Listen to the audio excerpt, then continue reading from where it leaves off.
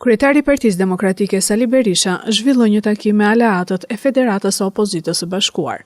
Berisha akuzoi kryeministrin Rama për korrupsion dhe krahasoi diktaturën autoritare të Edi Ramës me atë të Maduros në Venezuelë, pasi sipas tij të dyja mbështeten te fuqia jashtëzakonshme e drogës. Berisha tha se Shqipëria është një njollë e zezë në hartën e Evropës. Shqipëria është një njollë e zezë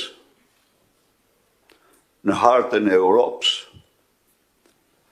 Është zyrtarisht pas raportit të fundit të OSBE-Odirit, autokraci elektorale apo diktaturë autoritare. Do të thotë regjim që pranon pluralizmin, por e shtyp pluralizmin. Ky është i gjithë themeli, gjithë thelbi i saj. Nuk është totalitare, sepse e pranon pluralizmin. Totalitaria nuk e pranon pluralizmin. Kryetari i PDK-s Nardin Doka kritikoi Berishën në takimin me aleatët për reformën zgjedhore. Ne nuk kemi fituar zgjedhjet që në 2018. Nuk e kuptoj, zoti Berisha, se si ka mundësi që nuk e shohim të keqen të 2018 të ky sistem, se nuk kemi fituar. Pra, Partia Demokratike nditen më të mirë se ai, qeverisën më të mirë që pati. Në 2009 kemi marrë 70 mandate. Pra se kemi kaluar pragun e 50%.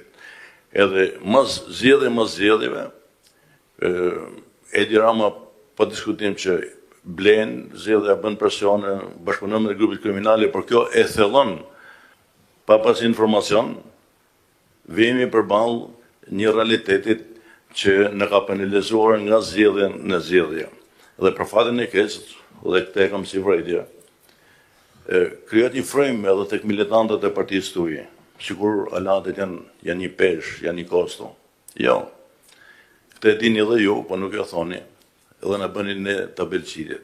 Jo, aleatët janë vota për ju, janë një vlerë e pluralizmit dhe marrim shumë më pak se sa në takon bashkë 5 tonë elektorale.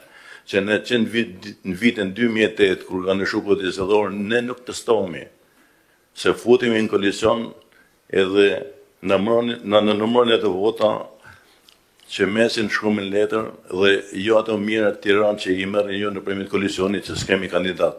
Berisha u premtoi aleatëve të tij politik se sistemi zgjedhor i ardhshëm në Shqipëri do të vendoset në bashkëpunim të ngushtë me ta.